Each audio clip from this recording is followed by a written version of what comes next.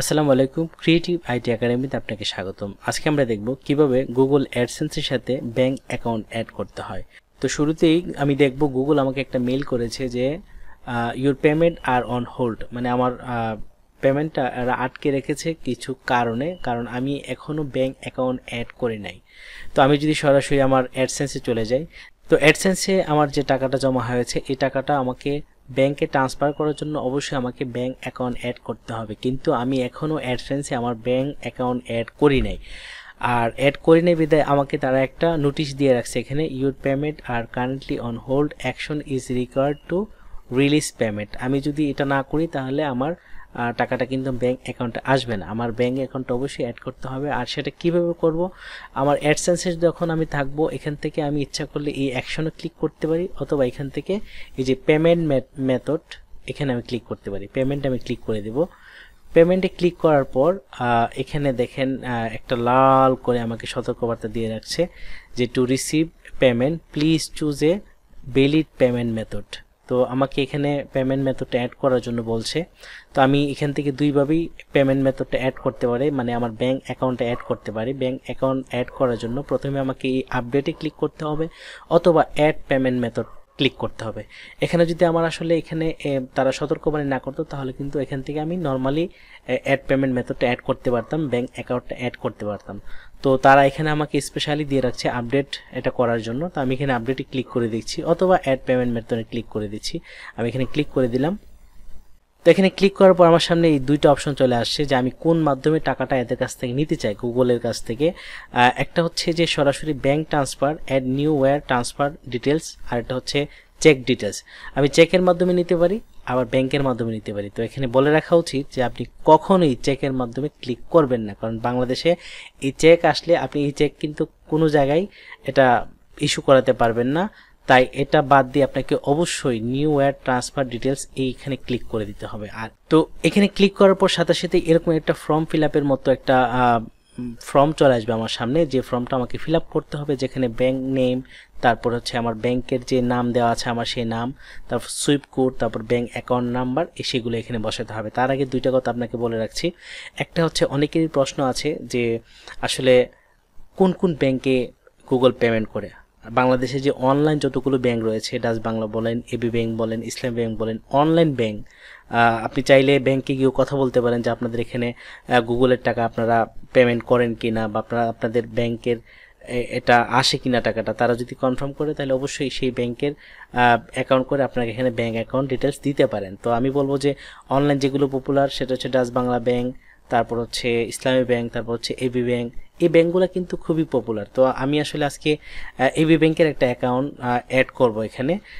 তো আরেকটা বিষয় হচ্ছে অনেকেই মনে করে যে অ্যাডসেন্স যে নামে করা আছে আমার মনে হয় যে ব্যাংক অ্যাকাউন্ট সেই নামে করতে হবে না।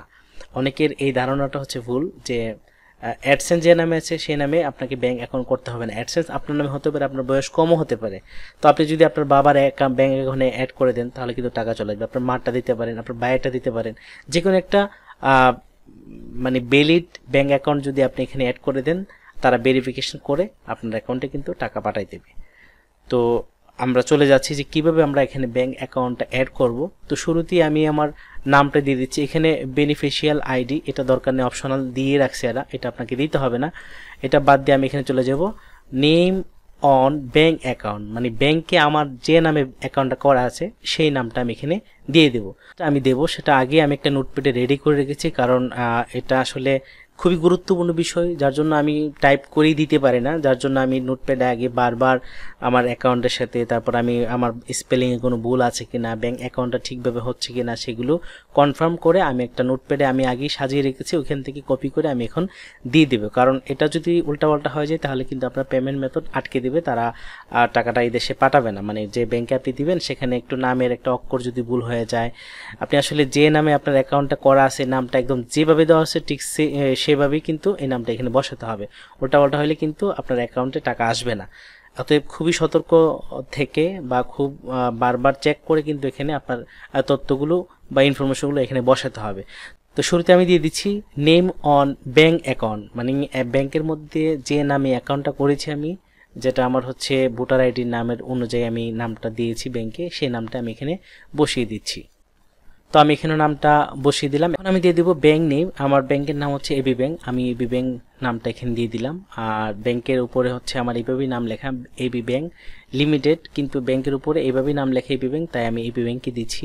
তো এখন আমি দিয়ে দেব ব্যাংকের সুইফট কোড। ব্যাংকের সুইফট কোড নিয়ে অনেকের হয়তো প্রশ্ন থাকতে পারে যে ব্যাংকের সুইফট কোড আমি আসলে কোথায় পাবো, কীরকম হবে, অনলাইনে তো অনেক রকম আসে, আমি সেখান থেকে কোনটা নেব, আমি আপনাদেরকে সরাসরি দেখিয়ে দিচ্ছি।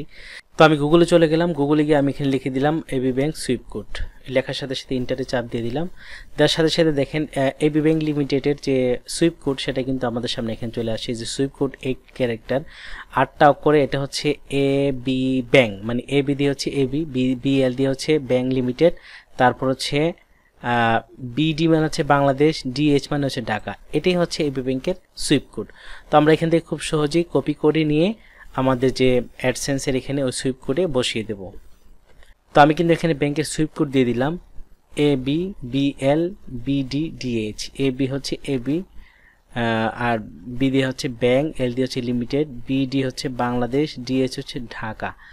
তো এই হচ্ছে এবি ব্যাংকের সুইফট কোড। তারপরে আছে এখানে আমি অ্যাকাউন্ট নাম্বার দিয়ে দেবো, আমি দিয়ে দেবো আমার অ্যাকাউন্ট নাম্বার। এই হচ্ছে আমার অ্যাকাউন্ট নাম্বার। অ্যাকাউন্ট নাম্বার দেওয়ার পর সেম অ্যাকাউন্ট নাম্বারটা আমি এখানে রিটাইপ অ্যাকাউন্ট নাম্বার আমি এখানে দিয়ে দিব। দুই জায়গায় ব্যাংক অ্যাকাউন্ট দেওয়ার পর প্রথম হচ্ছে ব্যাংক অ্যাকাউন্ট নাম্বার, তারপর হচ্ছে আবার রিটাইপ ব্যাংক অ্যাকাউন্ট নাম্বার দেওয়ার পর আমি আবার এটা খুব ভালোভাবে মনোযোগ দিয়ে মিলিয়ে নেব আমার অ্যাকাউন্টের সাথে যে ঠিক আছে কিনা, কারণ উল্টাপাল্টা হয়ে গেলে কিন্তু শেষ। তো আমি এখানে কিন্তু ব্যাংক অ্যাকাউন্ট দিয়ে দিলাম, প্রথমে ব্যাংক অ্যাকাউন্ট, তারপর আবার রিটাইপ ব্যাংক অ্যাকাউন্ট দিয়ে দিলাম এবং খুব ভালোভাবে আমার অ্যাকাউন্টের সাথে আবার মিলিয়ে নিলাম। তো আমি আবারও চেক করে নিচ্ছি। প্রথমে আমার ব্যাংকের নাম দিয়ে দিলাম, আমার যে নামে ব্যাংক অ্যাকাউন্টটা করা, তারপর হচ্ছে ব্যাংকের নাম দিয়ে দিলাম, তারপর হচ্ছে ব্যাংকের সুইফট কোড দিয়ে দিলাম। আর সুইফট কোড হচ্ছে গুগলতে আমি খুব সহজে এখান থেকে এই যে খুঁজে নিলাম এখান থেকে। তো তারপর হচ্ছে আমি ব্যাংক অ্যাকাউন্ট নাম্বার দিয়ে দিলাম, আবারও আমার এখানে ব্যাংক অ্যাকাউন্ট নাম্বার দিয়ে দিলাম রিটাইপ করে। তো এটা আমি ভালো করে মিলিয়ে নেব যে ঠিক আছে কিনা। তারপর আর কিছুই করতে হবে না, এখানে টিক চিহ্ন দেওয়াই আছে, যদি না থাকে আপনাকে অবশ্যই দিয়ে দিতে হবে, আর এটা অবশ্যই দেওয়াই থাকে, জাস্ট আর কিছুই করতে হবে না, আপনি এখানে সেভে ক্লিক করে দেবেন। সেভে ক্লিক করে দেওয়ার পরেই কিন্তু আপনাকে এটা কনফার্ম করে নেবে তারা। তো আমরা এখানে সেভে ক্লিক করে দিচ্ছি। তো ক্লিক করার সাথে সাথে কিন্তু আমাদের এখানে ওয়্যার ট্রান্সফারে ব্যাংক অ্যাকাউন্ট কিন্তু অ্যাড হয়ে গেল এবং ব্যাংক অ্যাকাউন্টের লাস্টের 4টা ডিজিট এখানে দেখাচ্ছে এবং আমার নামটা এখানে দেখাচ্ছে। আমি চাইলে এটাকে রিমুভ করে দিতে পারি, চাইলে আবার এটাকে এডিট করে দিতে পারি। যে আমি যদি মনে করি যে কোনো কারণে ভুলটুল হয়েছে তখন কিন্তু আমি এখানে চাইলে এডিট করতে পারবো, চাইলে এই অ্যাকাউন্টটা বাদ দিয়ে আবার নতুন করে কিন্তু অন্য অ্যাকাউন্টও অ্যাড করতে পারবো। তো আমি এখন রিফ্রেশ করি, রিফ্রেশ করার পর দেখবো যে এই যে আমার যে মেসেজটা দেওয়া আছে সেটা কিন্তু আমার এখান থেকে চলে যাবে। আমি এটাকে রিফ্রেশ করে দিচ্ছি।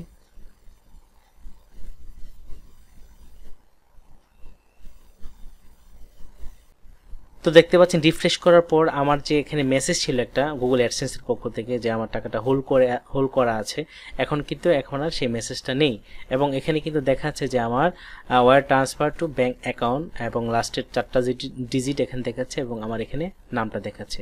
তো এখন আমি চলে যাই আমার মেসেজ অপশনে, জিমেলে চলে যাচ্ছি। জিমেলে গিয়ে যে ইনবক্স চেক করব তখন দেখতে পাচ্ছেন যে Google payment, Google AdSense primary payment method change, এখানে কিন্তু মেসেজ ঢোকার সাথে সাথে দেখতে পাচ্ছি যে প্রাইমারি পেমেন্ট মেথড চেঞ্জ। এখানে কিন্তু আমি যে পেমেন্ট মেথডটা এতদিন দেওয়া ছিল সেটা কিন্তু চেঞ্জ করে দিচ্ছে এবং এটা অ্যাক্টিভ করে নিয়েছে তারা আমাকে হয়তো পরবর্তী 1 বা 3 দিনের ভিতরেই আমাকে হয়তো তারা মেসেজটা দিবে যে টাকাটা আমার ব্যাংকে চলে আসছে। তো আমরা যে অ্যাডসেন্সের মধ্যে আবার হোমে ক্লিক করে দেই, এখন কিন্তু এখানে কিন্তু আমার যে মেসেজটা দেওয়া ছিল সেই মেসেজটা নেই, তার মানে আমার ব্যাংক অ্যাকাউন্ট অ্যাক্টিভ হয়ে গেল। আমি আবার চেক করে নিচ্ছি, পেমেন্টে চলে গেলাম, এখানে টাকা দেখাচ্ছে এবং হাউ ইউ গেট পেইড এবং কোন ব্যাংকে পেইড করবে সেই নাম্বারটা কিন্তু দেওয়া আছে, নামও দেওয়া আছে। তো আশা করি খুব সহজে আপনারা ব্যাংক অ্যাকাউন্ট অ্যাড করতে পারবেন। আজকে এ পর্যন্তই।